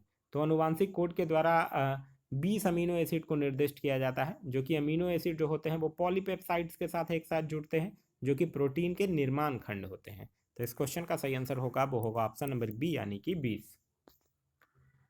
नेक्स्ट है कि रेफ्रिजरेटर में फ्रीजर को सबसे ऊपर क्यों स्थापित किया जाता है। तो देखिए आप लोग पढ़े होंगे कि गर्म हवा का घनत्व जो है वो ठंडी हवा की तुलना में कम होता है और वो ऊपर उठता है, इसीलिए फ्रीजर को सबसे ऊपर रखा जाता है ताकि नीचे के हिस्से से जो गर्म हवा है वो फ्रीजर तक उठ सके और वहां पे जाके ठंडा हो जाए। तो इस क्वेश्चन का सही आंसर है कि ताकि यह संबंध धाराओं को स्थापित करके संपूर्ण आंतरिक भाग को ठंडा कर सके, यानी ऑप्शन नंबर सी जो होगा वो आपका सही आंसर होगा। नेक्स्ट है कि निम्नलिखित में से किस विधि से एक कमरे में धातु की मेज पर रखी गई गर्म कॉफी का कप जो है वो गर्मी खो सकता है। तो धातु के मेज पे रखा हुआ गर्म कॉफी का कप जो है उसमें कंडक्शन भी होगा, कन्वेक्शन भी होगा, रेडिएशन भी होगा और इवोपरेशन भी होगा। तो चालन भी होगा, संवहन भी होगा, विकिरण भी होगा और बाष्पीकरण भी होगा। तो इस क्वेश्चन का जो सही आंसर होगा वो होगा option number D. Next question कह रहा है कि फुट रोट रोग जो है उसका कारक कौन है। तो फुट रोट एक्चुअली खूर की सड़न है, जो कि जनरली पशुओं के पंजों में होता है। तो और यह जो है वो बैक्टीरिया के कारण होता है, एक डाइचेलोबैक्टर नोडोसस बैक्टीरिया होता है, उसी के कारण यह बीमारी होता है। तो इस क्वेश्चन का सही आंसर होगा वो होगा option number A bacteria. Bacteria के कारण कुछ मनुष्यों में होने वाले रोग भी ध्यान रखिएगा, जैसे हैजा हो गया, क्षय रोग हो गया, प्लेग हो गया, निमोनिया हो गया, डिप्थीरिया हो गया, टाइफाइड हो गया, यह सब जो है वो बैक्टीरिया के कारण होता है। तो इस क्वेश्चन का सही आंसर होगा वो होगा ऑप्शन नंबर ए यानी कि बैक्टीरिया। नेक्स्ट है कि जानवरों की हड्डियों और दांतों में मौजूद मुख्य रासायनिक पदार्थ क्या होता है। तो वो होता है Ca3PO4 का होल 2, जिसको हम लोग क्या बोलते हैं, कैल्शियम फॉस्फेट। तो इस क्वेश्चन का सही आंसर होगा वो होगा ऑप्शन नंबर सी यानी कि कैल्शियम फॉस्फेट। आगे है कि निम्नलिखित में से किन कोशिकाओं में केंद्रक नहीं होता है, यह आपसे पूछ रहा है। तो केंद्रक किस में नहीं होगा, केंद्रक जो होगा वो आरबीसी में केंद्रक नहीं होता है और प्लेटलेट्स में केंद्रक नहीं होता है। डब्ल्यू ये मोनोसाइट क्या है, मोनोसाइट एक तरह का डब्ल्यूबीसी है और डब्ल्यूबीसी में तो केंद्रक होता है, तो यह तो नहीं होगा। मूल लोम कोशिका में भी केंद्रक होता है। तो इस क्वेश्चन में ऑप्शन नंबर 2 और 3 जो है जिसमें कि केंद्रक नहीं पाया जाता है, प्लेटलेट्स में भी नहीं पाया जाता है और लाल रुधिर कोशिका यानी रेड ब्लड सेल्स में भी नहीं पाया जाता है। तो इस क्वेश्चन का जो सही आंसर होगा वो होगा ऑप्शन नंबर सी 2 और 3। वहीं अगर रेड ब्लड सेल्स की अगर बात करते हैं तो इसमें ध्यान रखिएगा, इसमें जो है वो केंद्रक नहीं होता है, पहला तो यही होगा। इसमें हेमोग्लोबिन उपस्थित होता है जिसके कारण कि इसका रंग क्या होता है, लाल होता है। और हेमोग्लोबिन जो होता है वो क्या होता है, एक प्रोटीन होता है जनरली। ये जो आरबीसी होता है इसका जो फॉर्मेशन होता है वो कहाँ होता है, लाल अस्थि मज्जा में होता है। और इसको हम लोग इथ्रियोसाइट्स के नाम से भी जानते हैं। और इसका जीवन काल जो होता है वो कितना होता है, जीवन काल जो होता है वो 120 दिन होता है। ठीक है। वहीं अगर आप लोग प्लेटलेट्स की बात कीजिएगा तो प्लेटलेट्स याद रखिएगा, प्लेटलेट्स जो है वो रक्त की सबसे छोटी कोशिका होती है जिसको कि हम लोग प्लेटलेट्स कहते हैं। इसका भी जो फॉर्मेशन होता है वो लाल अस्थि मज्जा में होता है। और यह जो है वो रक्त को थक्का जमाने में सहायता करती है। नेक्स्ट क्वेश्चन कह रहा है कि सुपर कूलिंग एक तरल को ठंडा करने तक होता है। तो सुपर कूलिंग किसी भी द्रव या गैस को बिना ठोस बनाए ही उसके ताप को हिमांक से कम करना जो है वो सुपर कूलिंग यानी अति शीतलन कहलाता है। तो इस क्वेश्चन का जो सही आंसर होगा वो होगा ऑप्शन नंबर बी यानी कि हिमांक से नीचे। नेक्स्ट क्वेश्चन कह रहा है कि जनरेटर एक ऐसा उपकरण है जो यांत्रिक ऊर्जा को विद्युत ऊर्जा में परिवर्तित करता है। बिल्कुल सही है। विद्युत ऊर्जा को यांत्रिक ऊर्जा में परिवर्तित करता है, ये गलत है। विद्युत मोटर जो होता है वो विद्युत ऊर्जा को यांत्रिक ऊर्जा में परिवर्तित करता है, ना कि जनरेटर। विद्युत चुंबकीय प्रेरण के सिद्धांत पर आधारित है, तो ये बिल्कुल सही है।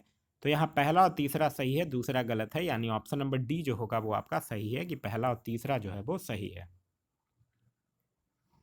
चलिए नेक्स्ट क्वेश्चन है क्वेश्चन नंबर 80 कि एक वस्तु को अवतल दर्पण के अक्ष पर उसके वक्रता केंद्र से परे एक बिंदु पर रखा जाता है तो निर्मित प्रतिबिंब क्या होगा। आप लोग पढ़े होंगे कि अवतल दर्पण के केस में जब कोई वस्तु अनंत पे रहती है तो फोकस पे बनेगा, फोकस पे रहेगा तो अनंत पे बनेगा।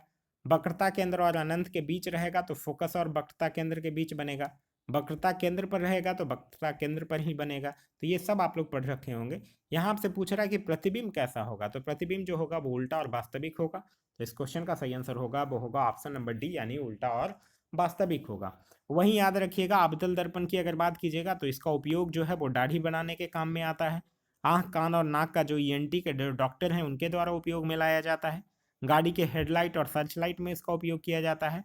और solar cooker, solar plate, laser light, ये सब में भी जो है वो अवतल दर्पण का ही प्रयोग जो है वो किया जाता है। नेक्स्ट क्वेश्चन है क्वेश्चन नंबर 81। क्वेश्चन नंबर 81 कह रहा है कि CO2 में निम्न में से किस प्रकार का संकरण पाया जाता है। तो इसमें कौन सा होता है, SP होता है। तो इस क्वेश्चन का जो सही आंसर होगा वो होगा ऑप्शन नंबर ए यानी कि SP। SP मतलब समझ ही रहे होंगे इसमें क्या होता है।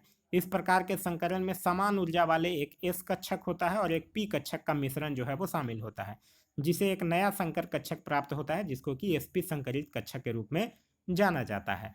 और जो ये sp संग्रह जो बेरिलियम के जैसे सभी यौगिक होंगे BeF2, BeH2, BeCl2, ये सब में कौन सा ही होगा, सब में ये sp संकरण ही होगा। और यह यहाँ जो होता है वो 180 डिग्री के कोण वाले रेखिक अणु बनते हैं, यह भी आपको ध्यान रखना है। आगे है कि ईस्ट का उपयोग वाइन और बियर उद्योगों में किया जाता है क्योंकि यह उत्पादन करता है। तो यह क्या उत्पादन करता है, अल्कोहल का अभाज्य रूप से उत्पादन होता है। तो इस क्वेश्चन का जो सही आंसर होगा वो होगा ऑप्शन नंबर सी। देखिए ईस्ट का उपयोग इसलिए किया जाता है क्योंकि ऑक्सीजन की उपस्थिति में जो खमीर किण्वन प्रक्रिया के माध्यम से फलों की संकरा को अल्कोहल और कार्बन डाइऑक्साइड में परिवर्तित कर देता है। नेक्स्ट क्वेश्चन है क्वेश्चन नंबर 83 कि आगा खां कप का संबंध किस खेल से है। आगा खां कप हो गया, बेटन कप हो गया, रंगास्वामी कप हो गया, महाराजा रंजीत सिंह गोल्ड कप हो गया, ये सब का संबंध जो है वो हॉकी से है। तो इस क्वेश्चन का सही आंसर होगा वो होगा option number C hockey. Football की अगर बात कीजिएगा तो Durand cup, Santosh trophy, Subroto Mukherjee cup, Nehru cup, ये सब का संबंध है जो फुटबॉल से है। क्रिकेट की अगर बात कीजिएगा तो याद रखिएगा Ranji trophy, Duleep trophy, champions trophy, Rani trophy, ये सब क्रिकेट से है। टेनिस की अगर बात कीजिएगा तो बन्ना बेलेक कप जो कि पुरुषों में होता है, जयलक्ष्मी कप जो कि महिला टेबल टेनिस में होता है, राजकुमारी चैलेंज कप, रामानुज ट्रॉफी, ये सब का संबंध जो है वो किससे है, टेनिस से है। नेक्स्ट क्वेश्चन है क्वेश्चन नंबर 84 कि मॉस्किटो तट जो है वो किस देश में स्थित है। तो मॉस्किटो कोस्ट जो है वो होंडुरास और निकारागुआ में स्थित है। तो इस क्वेश्चन का जो सही आंसर होगा वो होगा option number A. Next question है क्वेश्चन नंबर 85 की यूआरएल का पूर्ण रूप क्या है। ये कंप्यूटर से क्वेश्चन है। रिसेंटली देखा गया है कि बिहार दरोगा में 2-3 क्वेश्चन जो है वो कंप्यूटर से भी पूछ लिया जा रहा है, तो आपको ध्यान रखना है। यूआरएल का मतलब होता है यूनिफॉर्म रिसोर्स लोकेटर। तो इस क्वेश्चन का जो सही आंसर होगा वो होगा option number C, uniform resource locator. ऐसे बहुत सारे क्वेश्चन पूछे जा सकते हैं, जैसे HTTP का होता है हाइपरटेक्स्ट ट्रांसफर प्रोटोकॉल, लैन का होता है लोकल एरिया नेटवर्क, वैन का होता है वाइड एरिया नेटवर्क, ALU का होता है अर्थमेटिक लॉजिक यूनिट, HTML का होता है हाइपर टेक्स्ट मार्कअप लैंग्वेज। तो ये सब कुछ इंपॉर्टेंट हैं जो आपको ध्यान रखना है। चलिए नेक्स्ट क्वेश्चन है कि खाली स्थान को किस प्रीपोजिशन से भरा जा सकता है, ये आपसे पूछ रहा है। ओ सॉरी, एक क्वेश्चन छूट गया शायद। हाँ, यूनिसेफ का मुख्यालय कहाँ है, 86 क्वेश्चन नंबर। तो यूनिसेफ के मुख्यालय की अगर बात कीजिएगा तो यूनिसेफ का जो मुख्यालय है वो कहाँ है, न्यूयॉर्क में है। तो इस क्वेश्चन का जो सही आंसर होगा वो होगा ऑप्शन नंबर सी, न्यूयॉर्क में यूनिसेफ का जो है वो मुख्यालय है। यूनिसेफ का फुल फॉर्म होता है United nation international children and emergency fund, जिसकी स्थापना जो है वो 11 दिसंबर 1946 को किया गया था। यह भी आपको ध्यान रखना है। आगे है कि खाली स्थान को किस प्रीपोजिशन से भरा जा सकता है। ही वाज जीलियस और हर सक्सेस। तो जीलियस के बाद कौन सा प्रीपोजिशन आता है, जीलियस ऑफ प्रीपोजिशन आता है। जीलियस ऑफ प्रीपोजिशन आएगा care of, cause of, confident of, spite of, consist of, dispose of, capable of, ये सब के साथ हमेशा ऑफ प्रीपोजिशन आता है। तो इस क्वेश्चन का जो सही आंसर होगा वो होगा ऑप्शन नंबर डी, यानी कि ऑफ प्रीपोजिशन आएगा। आगे है कि हमारे समाज में पुरुषों और महिलाओं के बीच लिंग विभाजन क्या दर्शाता है। तो लिंग विभाजन यह दर्शाता है कि पुरुष और महिला के कार्य को समाज में उनकी भूमिका और जिम्मेदारियों के आधार पर बांटा गया है, यानी ऑप्शन नंबर सी जो होगा वो आपका सही आंसर होगा। आगे है कि मुंडेश्वरी महोत्सव बिहार के किस जिला में मनाया जाता है। तो मुंडेश्वरी मंदिर जो है वो बिहार के कैमूर जिले के रामगढ़ गांव में स्थित है। तो इस क्वेश्चन का जो सही आंसर होगा वो होगा option number B, Kaimur Bhabua. यह जो मुंडेश्वरी मंदिर है, इसमें मंदिर में होता क्या है, पशु बलि की परंपरा है, जिसमें कि बकरा चढ़ाया जाता है लेकिन उसका वध नहीं किया जाता है, सात्विक रूप से बलि दिया जाता है। जो कि यह परंपरा जो है सात्विक बलि देने का, यह एक थोड़ा अनोखा परंपरा है। आगे है कि संस्कृति शब्द का विशेषण क्या है। तो संस्कृति शब्द का विशेषण आप लोग बता सकते हैं क्या हो सकता है, सांस्कृतिक होगा जो इसका विशेषण होगा। तो इस क्वेश्चन का जो सही आंसर होगा वो होगा ऑप्शन नंबर सी, यानी कि सांस्कृतिक। विशेषण की बात कीजिएगा तो आप लोगों ने पढ़ा होगा कि संज्ञा या सर्वनाम शब्दों की जो विशेषता बतलाता है उसी को हम लोग क्या कहते हैं, विशेषण कहते हैं। आगे है कि choose the nearest meaning of the word obligatory. Obligatory का मतलब होता है अनिवार्य रूप से, ठीक है, क्या होता है, अनिवार्य। यूजफुल का मतलब होगा लाभदायक, ये नहीं होगा। क्लोज का मतलब होता है बंद, ये नहीं होगा। एग्रीएबल का मतलब होगा सहमत, ये नहीं होगा। रिक्वायर्ड का मतलब होता है आवश्यक। तो आवश्यक और अनिवार्य ये दोनों नियरेस्ट मीनिंग है। तो इस क्वेश्चन का जो सही आंसर होगा वो होगा ऑप्शन नंबर सी, यानी कि रिक्वायर्ड। नेक्स्ट क्वेश्चन है कि जातिवाचक संज्ञा से भाववाचक संज्ञा के निर्माण का सही उदाहरण क्या है। तो गर्म गर्मी नहीं होगा, लड़का लड़कपन हो सकता है, क्योंकि भाववाचक संज्ञा किसको कहा जाता है कि जो संज्ञा सबसे पदार्थों का गुण, दोष, भाव, दशा, धर्म, ये सब का बोध कराता है, उसी को तो भाववाचक संज्ञा कहते हैं। तो लड़का से लड़कपन हो जाएगा, यानी ऑप्शन नंबर सी जो होगा वो आपका सही आंसर होगा। आगे है कि वर्तनी की दृष्टि से शुद्ध विकल्प को चुनिए। यहाँ पे कौन सही लिखा हुआ है। दवाइयाँ गलत लिखा हुआ है, अंतर्राष्ट्रीय गलत, मृत्युपरांत भी गलत ही लिखा हुआ है। क्यों मृत्युपरांत गलत लिखा हुआ है, क्योंकि ये ऐसे हो गए हैं, ठीक है। तो मृतानुप्रास जो है वो सही लिखा हुआ है, यानी ऑप्शन नंबर सी जो होगा वो आपका सही आंसर होगा।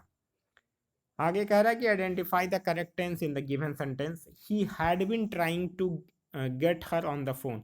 ही हैड बीन, तो यहाँ पे क्या है, यहाँ सब्जेक्ट है, ठीक है, उसके बाद हैड है, उसके बाद बिन है, उसके बाद भी का आईएनजी फॉर्म है, और उसके बाद ऑब्जेक्ट है। तो ये किसका होता है स्ट्रक्चर, ये होता है पास्ट परफेक्ट कंटिन्यूअस टेंस का। तो इस क्वेश्चन का सही आंसर होगा वो होगा option number D, past perfect continuous tense का। फिर इसका आगे मैथ्स का क्वेश्चन है, इसका सॉल्यूशन यहाँ पे कराना संभव नहीं है, मैं आंसर बता दे रहा हूँ। 95 का होगा डी, 96 का होगा बी, उसके आगे है 97, 97 का होगा ऑप्शन नंबर बी। 98 का बात कीजिएगा तो 98 का हो जाएगा ऑप्शन नंबर ए। 99 का होगा ऑप्शन नंबर ए, और 100 का होगा ऑप्शन नंबर सी, यानी कि 14 दिन इसका आंसर आएगा, ठीक है। तो यह था हमारा आज का वीडियो। आज का वीडियो आप लोगों को कैसा लगा कमेंट करके जरूर बताइएगा। साथ ही साथ करंट अफेयर के लिए यह एडिटोरिया का वार्षिकी बुक 2025 आप लोग पढ़ सकते हैं। इस बुक के लास्ट में 18 प्रैक्टिस सेट दिए गए हैं। ये सारे प्रैक्टिस सेट्स के वीडियो जो है वो मैं पूरे एक्सप्लेनेशन के साथ यूट्यूब पे अपलोड कर रखा हूँ, आप लोग जाकर प्लेलिस्ट से देख सकते हैं। साथ ही साथ स्पीडी करंट अफेयर का बुक आप लोग पढ़ सकते हैं। टॉप वन लाइनर जो इसके बुक के लास्ट में दिया हुआ रहता है, वो भी सारे मंथ का मतलब जनवरी से लेकर जुलाई तक पूरा अपडेटेड है। सारे मंथ का अलग अलग एक सेपरेट वीडियो मैं बना के डाल रखा हूँ, आप वहाँ से जाकर यूट्यूब के प्लेलिस्ट से जाकर इसको भी देख के पढ़ सकते हैं। तो यह था हमारा आज का वीडियो। आज का वीडियो आप लोगों को कैसा लगा कमेंट करके जरूर बताइएगा। साथ ही साथ इस वीडियो से कुछ सीखने के लिए मिला तो एक लाइक जरूर कर दीजिएगा। वीडियो पसंद आ रहा है तो अपने दोस्तों के साथ शेयर करना ना भूलें। अभी तक आप इस चैनल पर नए हैं या चैनल को सब्सक्राइब नहीं किए हैं तो चैनल को सब्सक्राइब कर लीजिए और साथ ही साथ बेल आइकन दबा लीजिए ताकि हमारे सारे वीडियो के नोटिफिकेशन आपको मिलता रहे। इसका अगर आप लोगों को पीडीएफ चाहिए तो पीडीएफ के लिए वीडियो के दिए गए डिस्क्रिप्शन लिंक से जाकर टेलीग्राम ग्रुप ज्वाइन कर सकते हैं, या फिर टेलीग्राम में जाकर सर्च कर सकते हैं आप पढ़ेगा इंडिया। वहाँ जो ग्रुप आएगा उसको ज्वाइन कर लीजिए, वहाँ इसका पीडीएफ जो है वो प्रोवाइड करवा दिया गया है। Thanks for watching.